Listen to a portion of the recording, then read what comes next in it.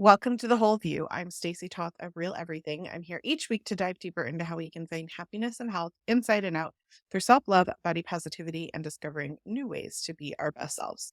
Before we get started, a reminder, this podcast is for general educational purposes and is not intended to diagnose, advise, or treat any physical or mental illness.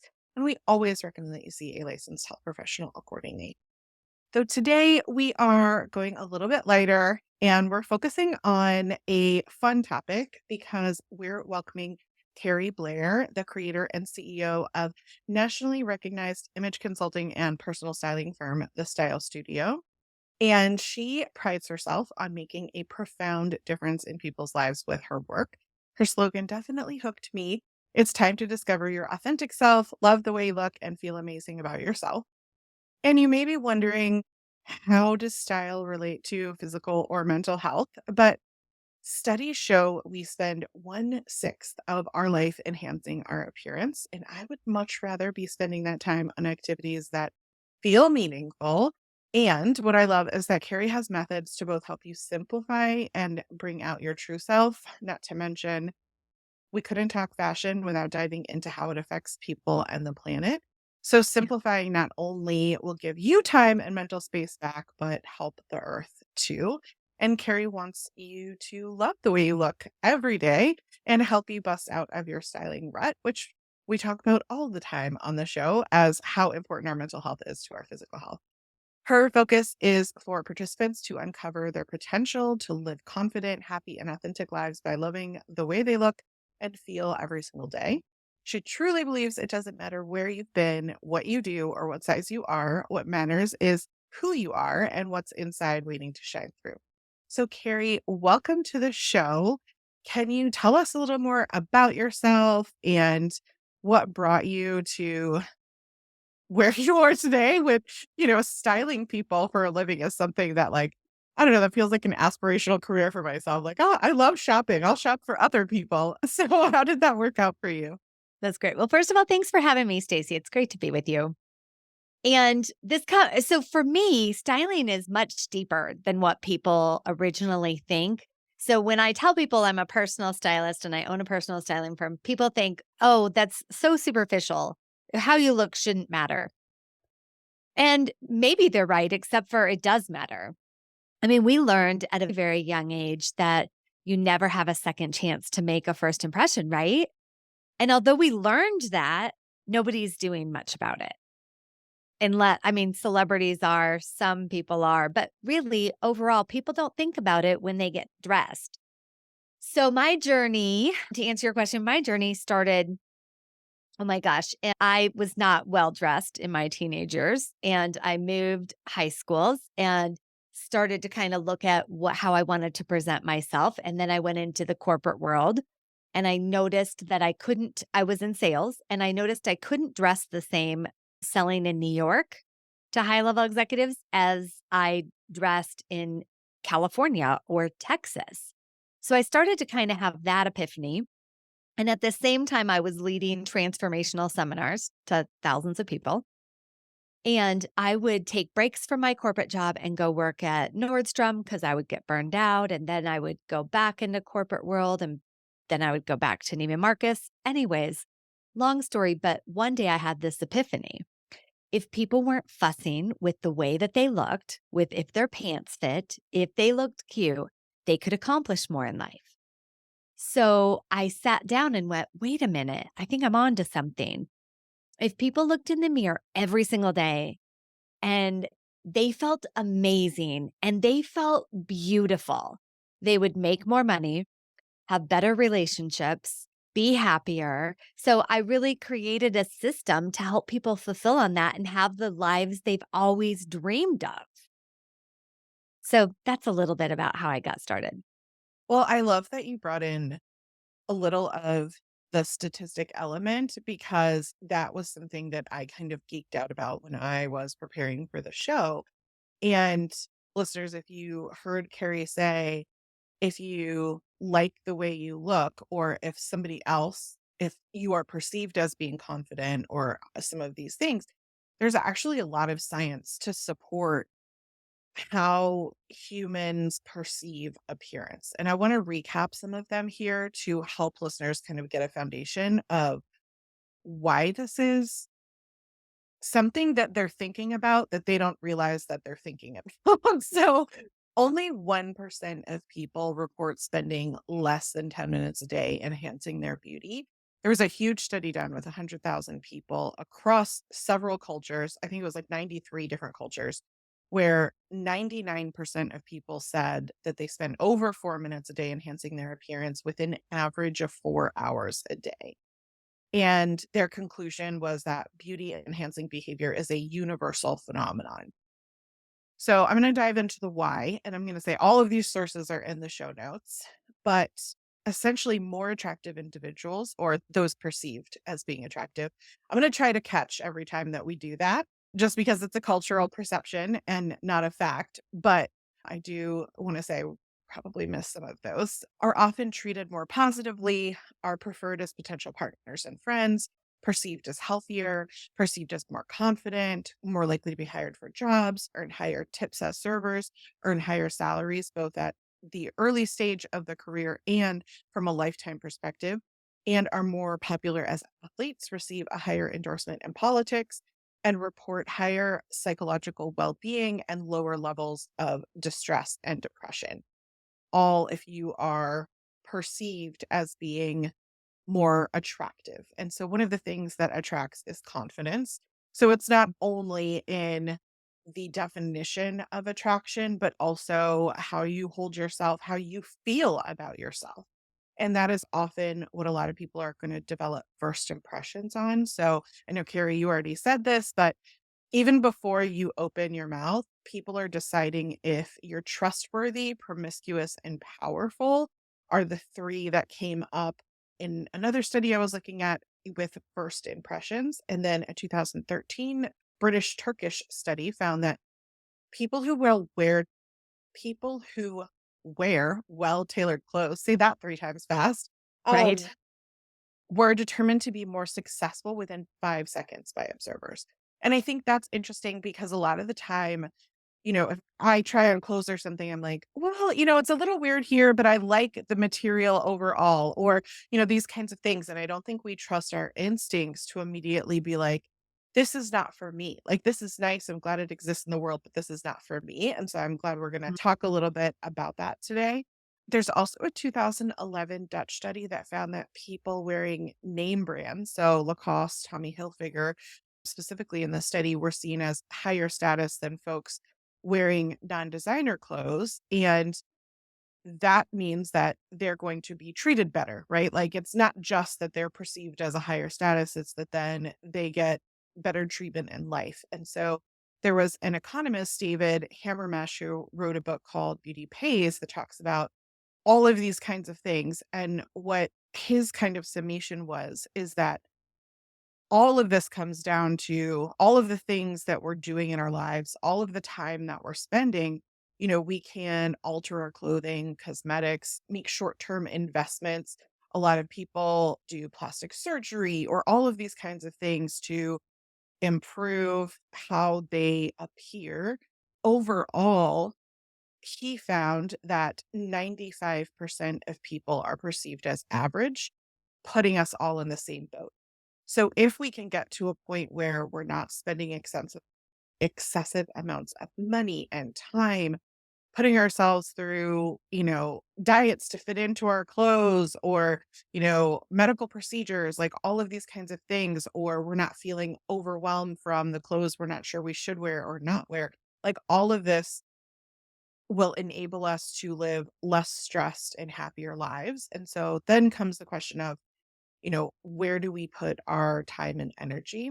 And so I thought it was interesting that for me, when I was looking at these factors, I found there were three things that said that make you have a higher propensity to put extra effort into enhancing your appearance. And it was women from countries with pronounced gender inequity or traditional attitudes towards gender, which is almost all countries, and then individualistic cultures that value accomplishments over those of the collective. So, if you're thinking about individuals versus a whole group, which is definitely an American perception.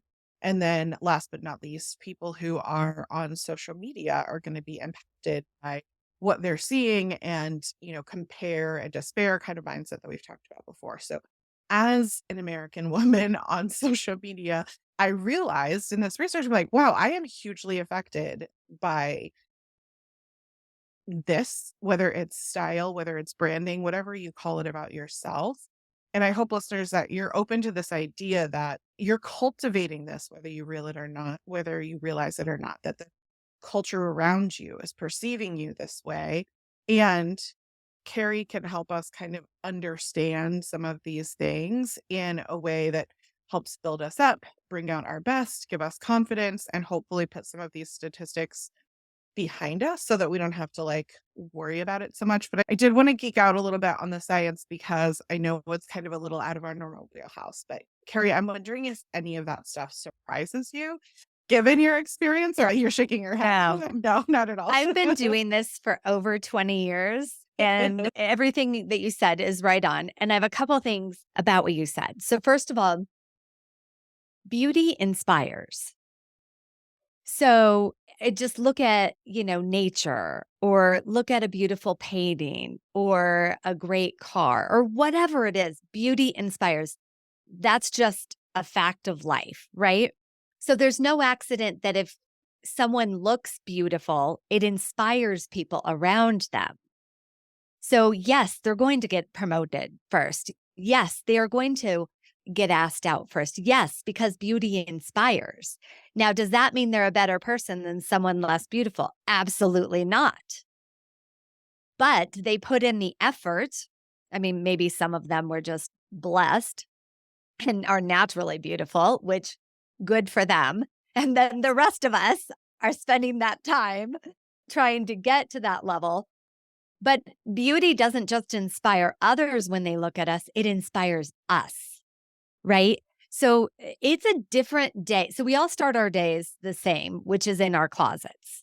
So we start our day in our closets. And for most people, that determines the rest of your day, and it is not good, right? And for some, very few people, they walk into their closet, they love what they pick out, they feel amazing, and their day is top notch, right? And my goal is to have everyone start their day top notch. And so I created this a long time ago. I want you to look in the mirror before you leave your house and go, no one can mess with me today, right? That is a different kind of life. Okay, the other thing, I have this great example that I want to use about first impressions. So you have less than, I don't know what they're saying these days, less than 2 seconds, less than 1 second to make a great first impression. And it's not because we're superficial as a society, it's because life is coming at us so fast these days with technology and with everything. We have to make these split second decisions. Do I want to get to know them? Do I not? Is that someone I trust? Is that not, etc. So I like to use this example because this happens every single day. Let's say you're at an event. Could be a party, could be a networking event, but you're at an event and you're determining who you want to get to know, who you don't, who you want to talk to, who you don't. So there's this guy across the room. We'll call him Steve. And you notice that Steve's bald. He's wearing these oversized, thick glasses. He's dressed terrible. He's wearing like a gray t-shirt and light wash jeans, and they don't even fit. And so Steve isn't necessarily someone you're going to go over to and say, hey, let's talk, right? Steve is actually the guy I'm going to go to. I'm like Okay, the nerd in the corner. very Most people rare, are. Yes, yes. very rare that that you're going to go out of your way to go talk to Steve. So you're going about your evening, excuse me, and at the end of the evening, your best friend's there and she's like, oh my gosh, have you met Steve? And you think, no. And Steve walks over and you get to know him, and he is the funniest guy you've ever met. You're like new best friends. He is so awesome. The only problem is Steve didn't care about how he looked to get your attention. So if Steve would have had the essence of who he is on the inside shine through to the outside, so you want to balance your inside with your outside presence, then you would have been attracted to him because you would have known he's like this lighthearted, funny, intelligent guy.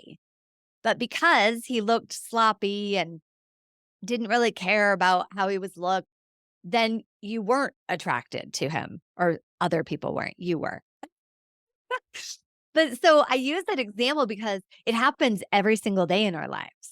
So you wonder why some days people are attracted to you. And I don't mean in a romantic way, I just mean people are attracted to get to know you. And some other days they aren't. It could be correlated to the amount of effort you put on and if you were a match.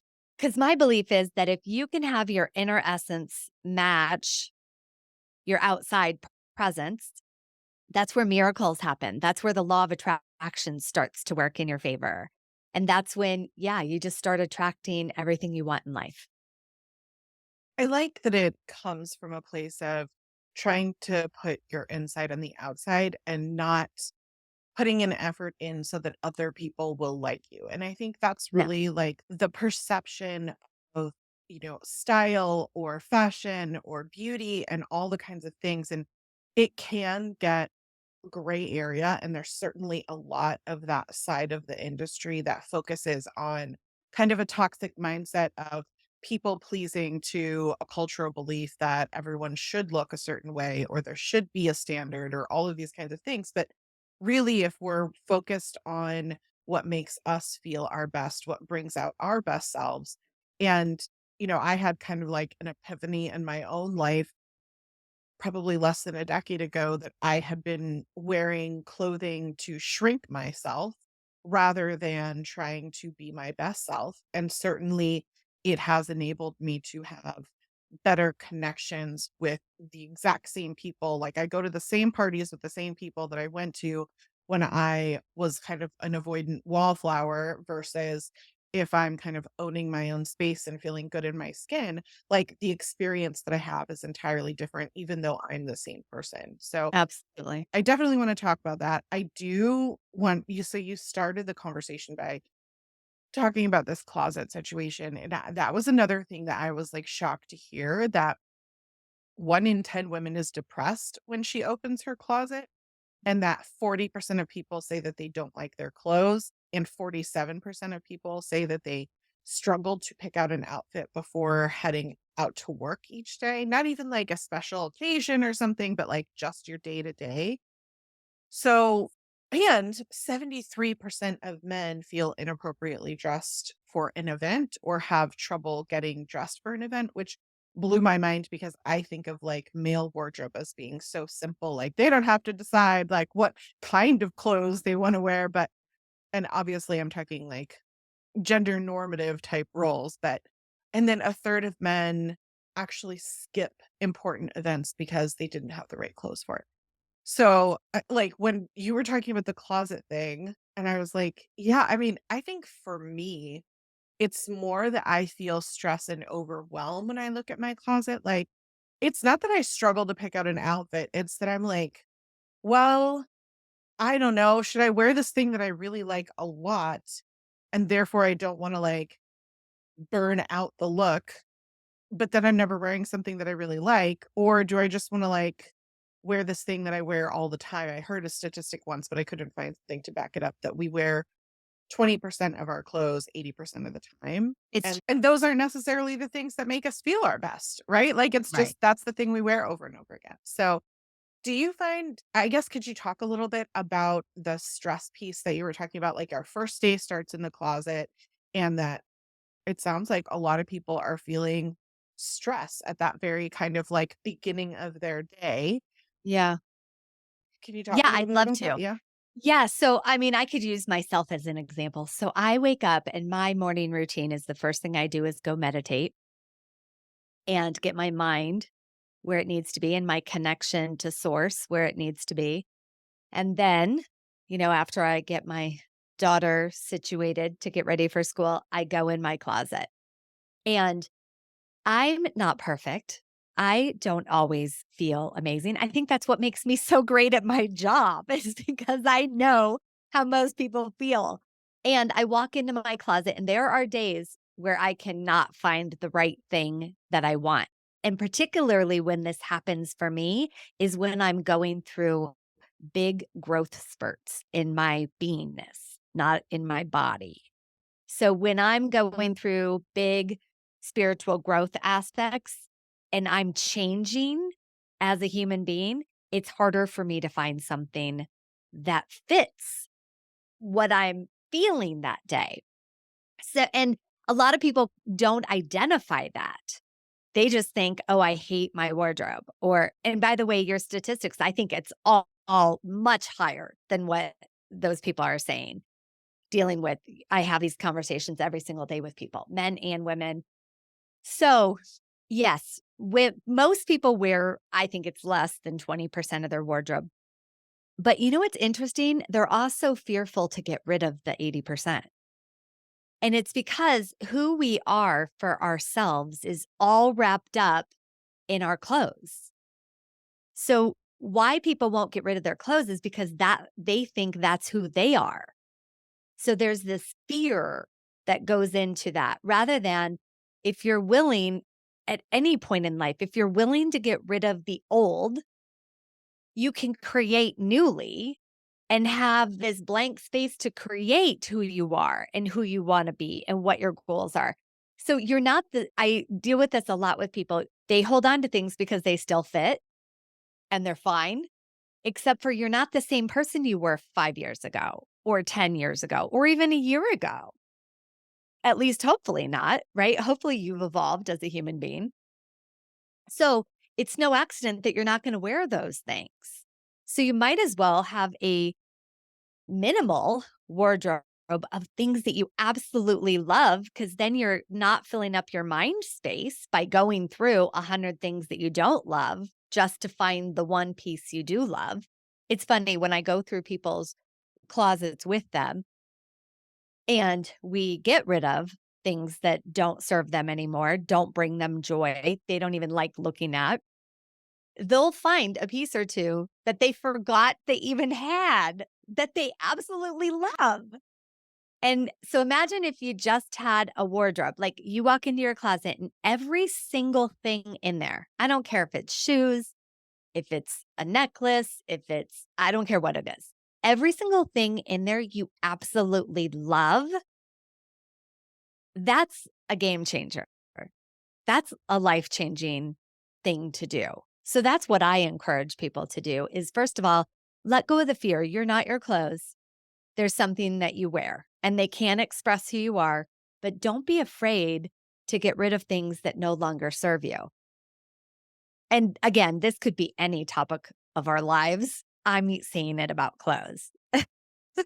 I love the idea of it representing growth because I think that it also kind of explains why when something no longer fits us physically, but we want to hold on to it, like I can think of one particular sweater in my closet that I know I'm never gonna wear again, but I just there's something added like, I can't get rid of that sweater. I wore that sweater to this thing and I remember that moment.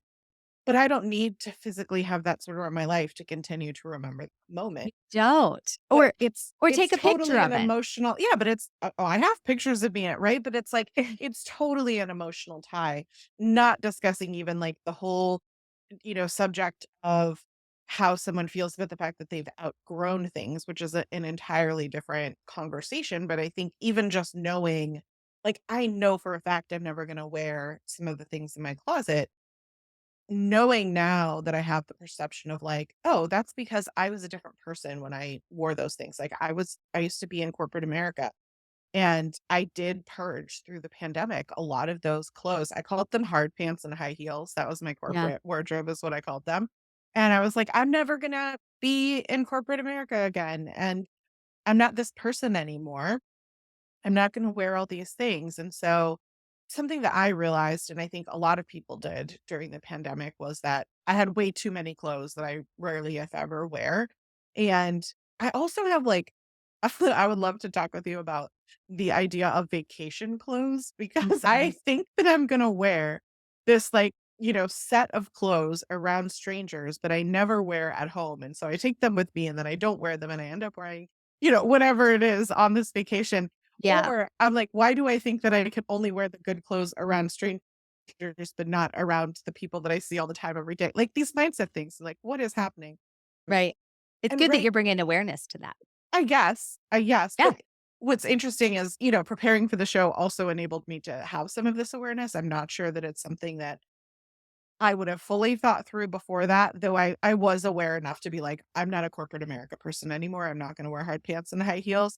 But I also know that fall is like a time of transition for me yeah, and for a lot of people, right? Like my kids are back to school, even more so than the spring. Like I just feel this urge to purge right now. So I'm curious, when you work with people, how do you go about addressing some of the feelings that we've talked about, how yeah. they come into play? Where do you start in this process? Because Thanks. I know you have a whole week dedicated to body talk in your online course. Yeah. And listeners, will put a link in the show notes for you, but you can find keriblair.com and it's spelled Keriblair. But again, we'll put all the links in the show notes. And I'm talking about a 6-week course that you have to help people kind of transform their closet. And when I was looking at it, I was like, oh, there's a lot of like emotional and feeling stuff in this Yeah. closet, in this course about closets. Like, what does that start like with people? Well, you know what's funny is so again, I've been doing this over 20 years, and every time I have a consultation with a new client, they cry. And my assistant's always like, "The therapist is in," because it is emotional, like how we look and all the trauma from our childhood and all the trauma. I mean, maybe your parents spent a lot of money on you on clothes. Maybe your parents had 0 money for clothes. Maybe you thrift stored it. I don't know, but we all have trauma around how we look, or our grandmother told us, "You look terrible in white, so you never put on white again." You'd be amazed the stories I've heard and continue to hear every day. I'm sadly not surprised. It's It's all that. baggage. Yeah, yeah. I mean, what I deal with every day with clients is all their baggage, their relationship with their body, their someone said this to them, their friend said that. It's one of the funniest things I get when I help people purge their closets is they're like, "Wait a minute, I love that. I get so many compliments on that." And I think, well, maybe they just liked the color because it doesn't enhance you at all. So it's because sometimes people compliment us and they're not necessarily complimenting us, they're complimenting something that we have on, but we get attached to that. Like it must be really good because I got a compliment. So, so backing up a little bit. So where I start with people is designing your first impression. It's something people never think about, they don't spend time on, or we could call it branding because that's a good buzzword right now. So, designing your first impression or your brand. And when I do this, there's only one of you. So, sometimes people want to compartmentalize themselves, except for there's only one of you.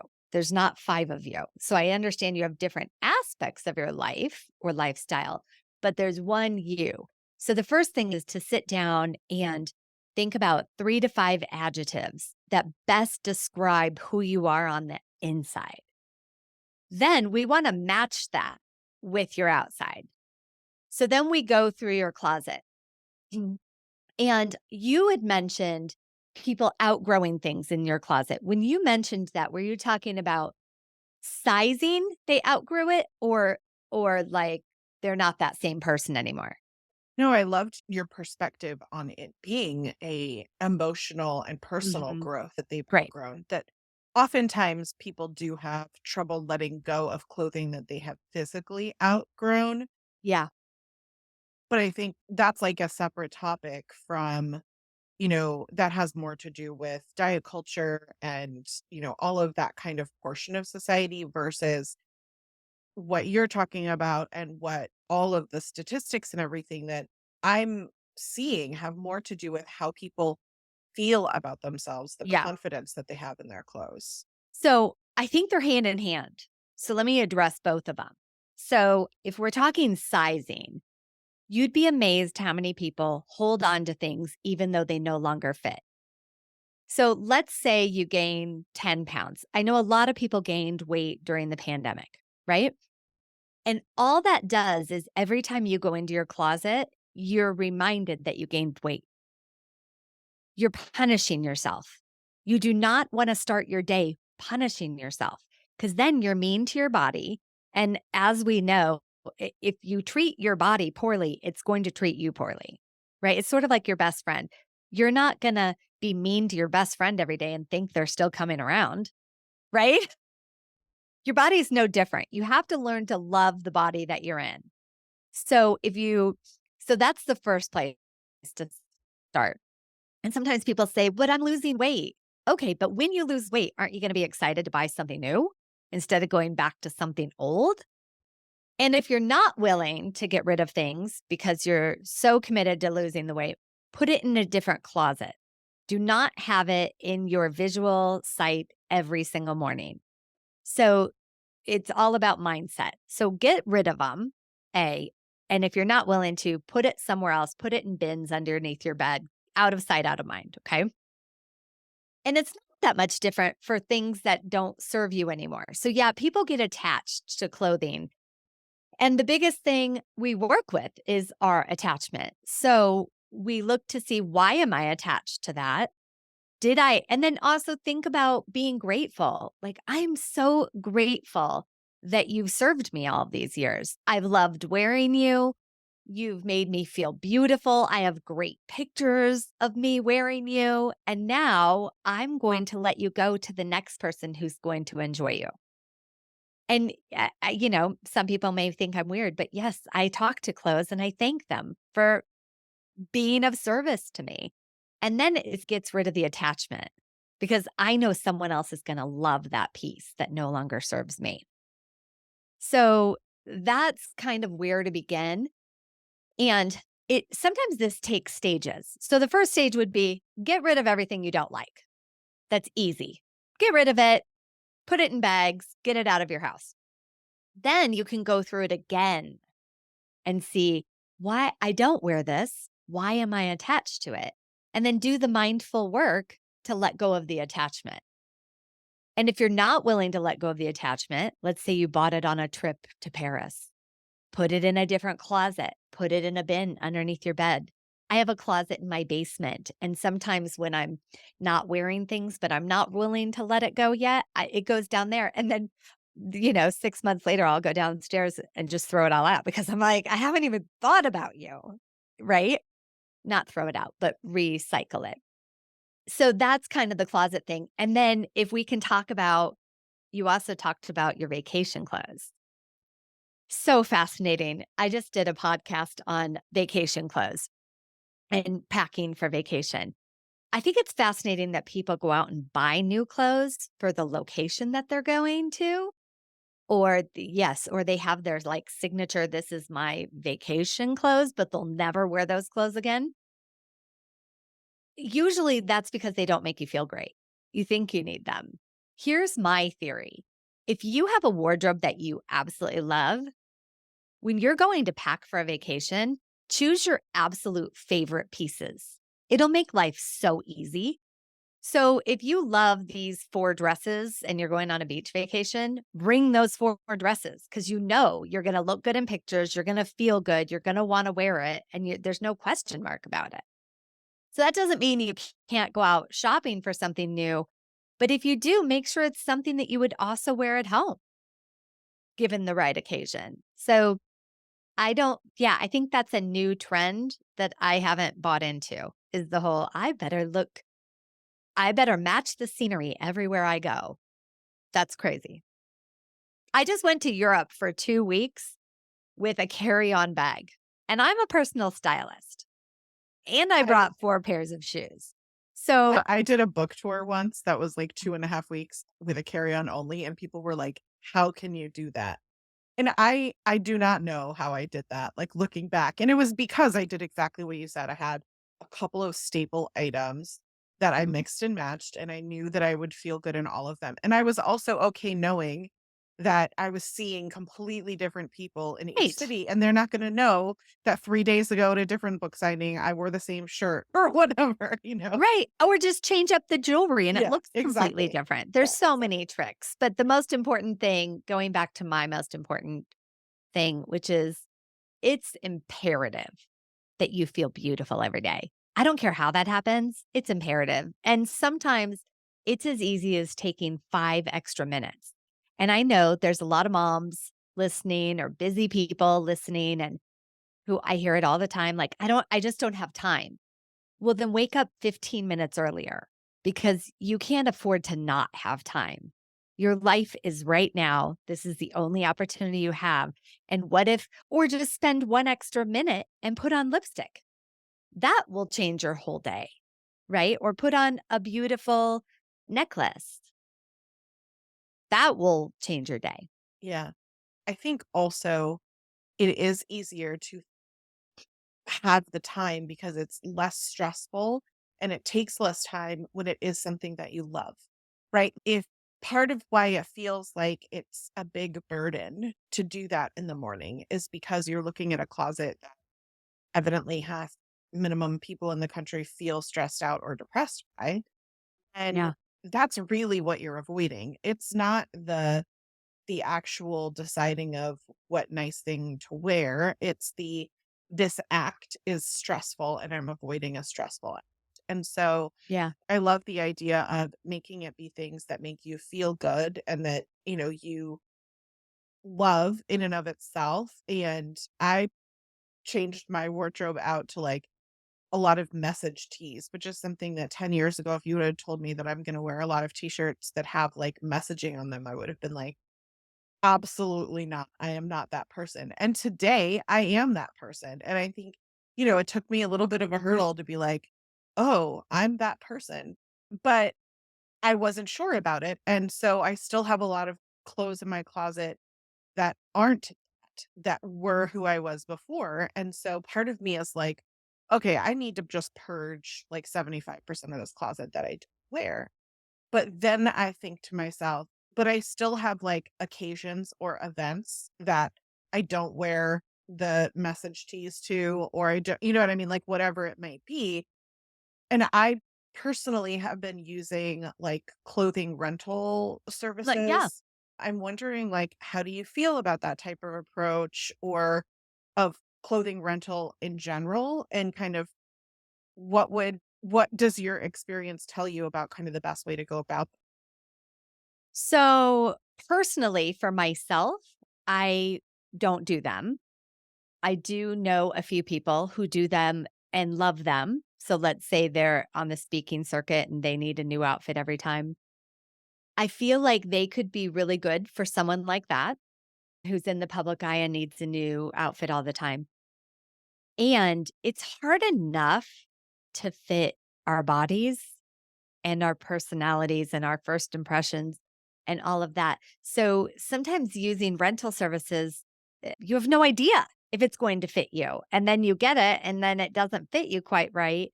And so you either send it back or it's the same with boxes, right? Like the Stitch Fixes or all of those things. It's, I think shopping's hard enough. So I feel like if you can find the perfect fit and a color, pattern, etcetera, that enhances your personality and brings out the essence of you, you should keep it in your closet because that's a feat in and of itself, right? I really like and this is not like a plug for the brand or anything, but I really like the service called Newly. Have you ever heard of them before? I've heard of them, but I don't know much about them. Okay. It's a combination of, different services in that you can do, I think 6 to 10 items and it's for the month.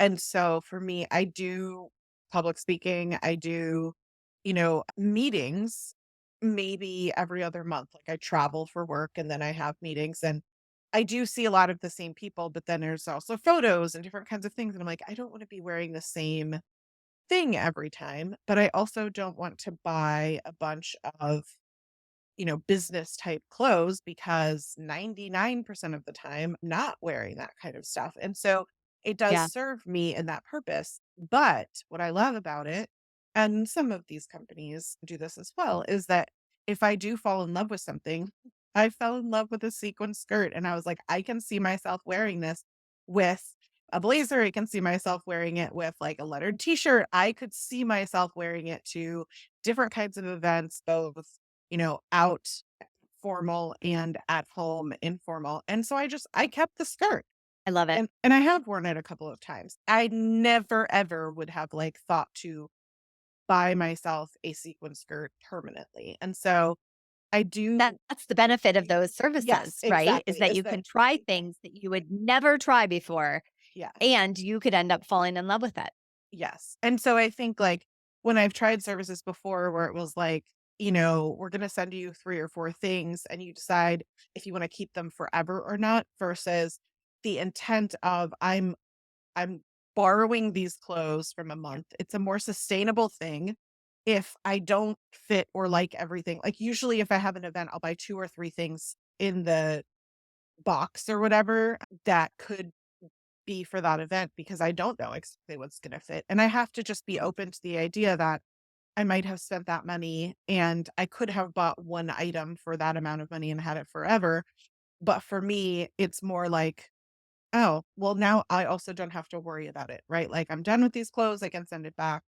But for what's in my closet, when it comes to what I want to keep and going forward, it's easier for me to make decisions. Like I have bought a blazer, I have bought the sequin skirt and a couple other things. But that brings me to my other question, which I think a lot of us struggle with, which is okay, let's say we're going to purge. Like you said, okay, your first batch, you're just going to get rid of anything that you don't like, that doesn't fit, that doesn't serve you anymore, it doesn't bring you joy, all these things. You're going to put them in a bag and then what? Like, what is the best way to get rid of these things, whether it's donation, because I've heard a lot of those clothes end up in Chile somewhere. Have you heard about that like clothing desert? There's like a place where clothes go to die. Or, there's also consignment. There's also places like Thread Up where, you can send your clothes and then other people buy them secondhand. It's like an online thrift store kind of thing. Like what how do we move on with from these clothes without feeling like we're being a burden to the earth? So there's a lot of different options, like you said. So what we normally do with our clients is that, first of all, if there's things that are you spend a lot of money on, they're top labels, top brands, yes, put those in a different category and consign them and make some money back if you want. And there are different websites you can put them on or stores in most cities. So that's one way that you can do it. Another thing people like to do is give it to people that work for them. Maybe it's your house cleaner, or maybe it's your nanny, or maybe it's just a friend. So you could put a pile for people that you think would love it. So I live in Denver and I'm on the board for this organization called Clothed Kids, and we clothe underprivileged kids. And it's awesome. And so a lot of our clients' clothes or my daughter's clothes, we donate there and it goes to giving kids confidence. Sometimes we even do that with high-end clothes because wouldn't that be cool if maybe your family's struggling and you find a Burberry coat? That will change your life in a second, right? So I encourage people to find organizations like that. Then there's, other organizations like Goodwill, or sometimes there's different organizations like Dress for Success. So you could look for nonprofits that it would really make a difference for. Whatever your value proposition is to make you feel good about recycling the clothes is great. I don't know the specifics, but I do know.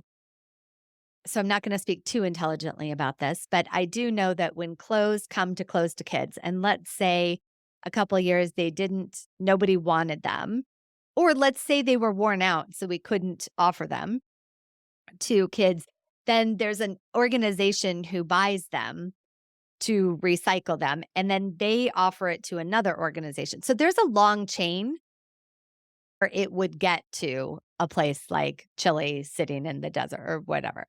So there is a long process. So that's what I know, and that's what I offer people to do.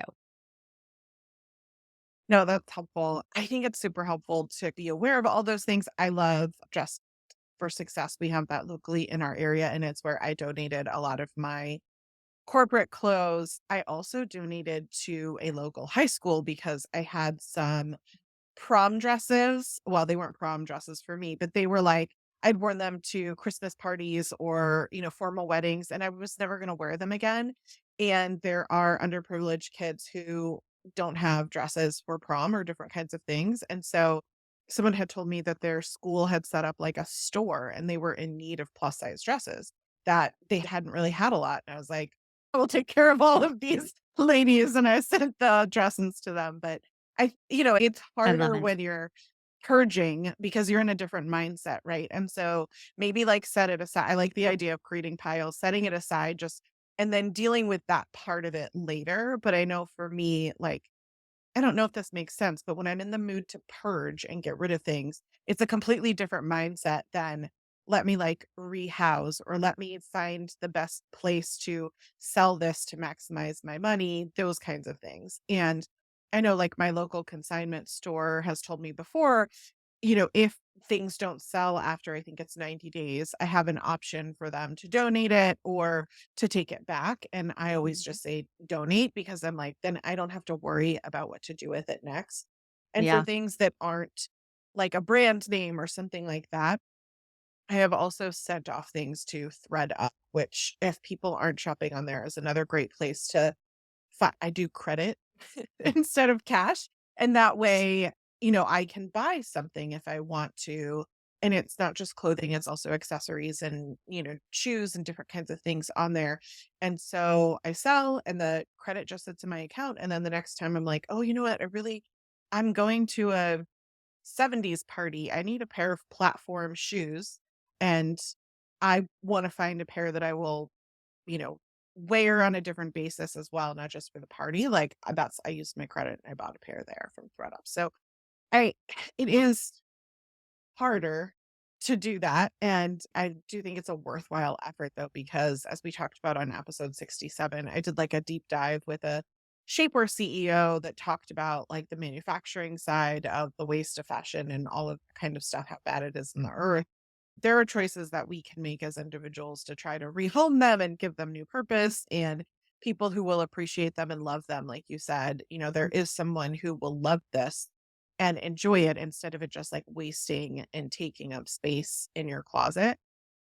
And can Other I than, interject for one yeah, second? please. Because I think something that's really important when you're going through your closet and you're ready to purge, I recommend doing these piles while you're doing it because if you don't, and then you go through it later, you're more likely to pull things back out.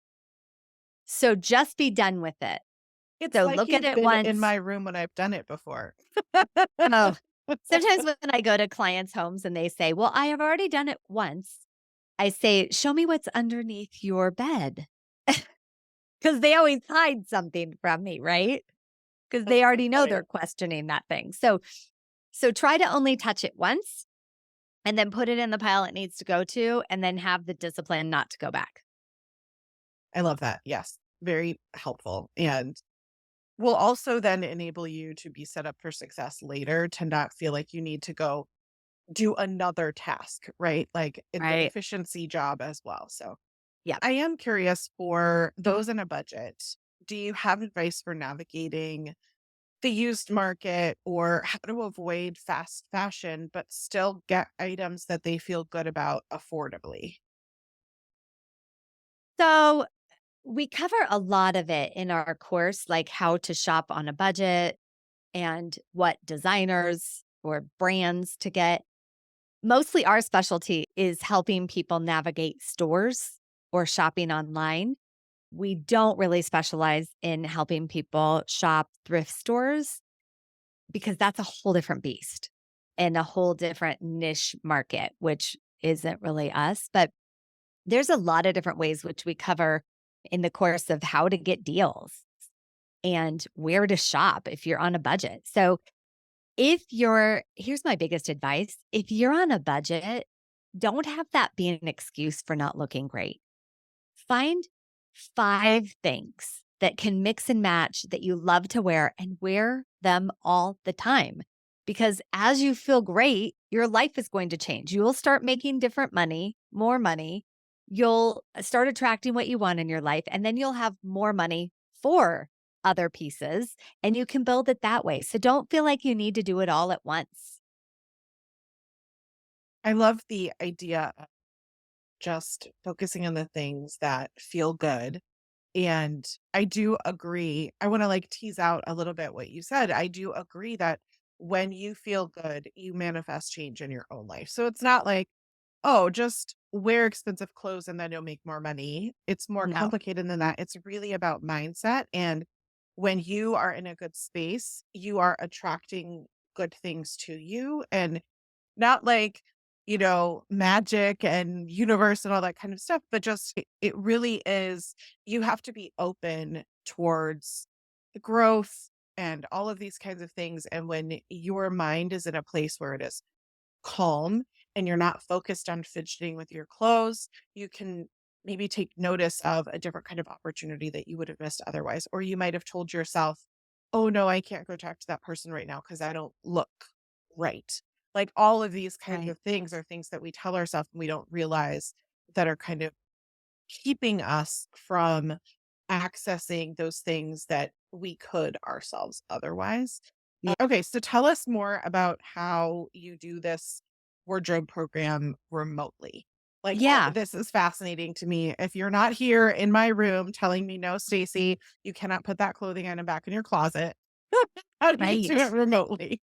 So that's a great question. So I spent years trying to figure out how do I do it remotely because after doing this for so long, I was like, I want to impact more people. I don't think this should just be something that the uber wealthy could afford. This should be something that everyday people who want to fulfill on their dreams and want to feel beautiful and they don't know how, they should have access to.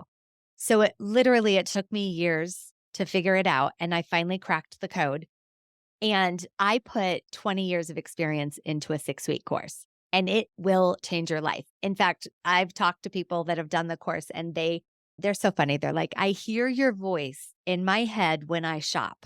I know what to look for. I know what to stay away from. I know not to just settle. So it's great. I walk you through it step by step. It's like I'm right there with you. And some people have even done the course several times because they hear something new that they never heard before, right? So, yeah, we go in depth about each thing. So, we help you design your first impression and your brand. That's one entire session. We do an entire session on how to choose the right colors or how do you have a great relationship with your body? Because if you don't know how to have a great relationship with your body, it doesn't matter what clothes you put on it, you're not going to feel great. And then what stores to shop for. And we go deep into undergarments because most people have no idea what undergarments to wear. Or how do you get things tailored? You'd be amazed how many people, I mean, you could walk around and see it for yourself, but people don't know that there are tailors and what to get tailored and when it's worth it and when it's not. You could upgrade your wardrobe in a second just getting tailoring done and save yourself money from new items. So we go really in depth on it every step of the way. And people have said they've gotten the same results that our clients working with us one on one get. It's just a matter of if you want someone to hold your hand in your closet or if you can do it on your own, knowing that we've got your back.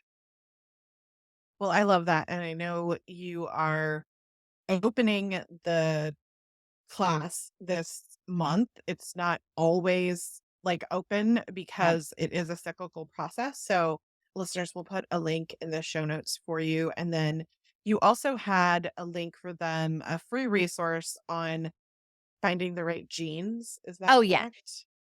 Yes. So that's another thing. So we work with women that are double zeros to size 28. And I say we because I have a team of people that style people. And we sat down one day and we're like, what's the biggest question we get? Jeans. Like, if I had $1 for every person who came to us and said, I can't find the right fitting jeans. So we sat down and looked at like what are the brands that work if you're a 00 or a size 28 or somewhere in between. And we came up with 4 brands and they literally work on almost every single woman. I'd like to say every woman, but I don't want one person to come to me and say they didn't work on me. So it's almost every single woman. We haven't found a client yet who doesn't fit in one of these, and several clients fit in multiple of them. So we made that as a resource so that you don't have to struggle anymore. I love it, and I know it will be appreciated because I get asked all the time whenever I wear jeans. People are always like, "What brand of jeans are you wearing?" Because Yeah. everybody struggles to find one that they like, and I'm always like, "Well, just because it works for me doesn't mean it's gonna work for you either." So, Oh my a gosh, isn't resource would that be the great. truth? Yeah. Well, I always like to leave listeners with something positive and actionable that they can walk away today and do to be of service for themselves or for others. Some of the ones that we've talked about today are just start by getting rid of the things that are not serving you in your closet and accessing the resources that you have on your website, keriblair.com. Do you have any others that you want to mention? That's a great one. Another thing that you can do is start by sitting down and figuring out what you want your brand to be. What do you want your first impression to be? Oh yeah. And What did you say? The five adjectives that 3 describe to you? 5 adjectives. This is the hardest question I ask people, and I encourage you to go deep with this question. In other words, don't just say like, "I want people to think I'm competent." Well, there's probably more to it than that. So look at what's behind the initial thing that you said and really see if somebody walks in and they see you and they know these 3 to 5 things about you, you've nailed it. That's what you want to create. I love it. Great ideas. Thank you so much for sharing all of your experience and wisdom today. I hope listeners that you can feel confident in the skin that you're in as you embark upon this project. I appreciate your willingness to be here and to be open to grow through your own personal changes because no one is perfect. But in listening, learning, and unlearning, we can choose to become better versions of ourselves for ourselves. And a reminder, you can find a list of all the resources that I mentioned today in the show notes for you at realeverything.com. And you can head to patreon.com/whole view, the whole view. Matt smacks me on my wrist every time I say whole view. He's like, it's the whole view to get all of our shows delivered to your inbox ad free.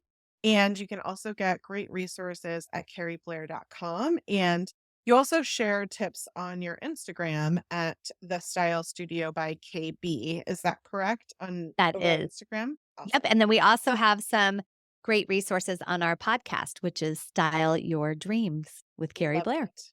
Love it. Well, thank you so much for being here today. And listeners, have a wonderful week. I'll be back again soon. Thank you.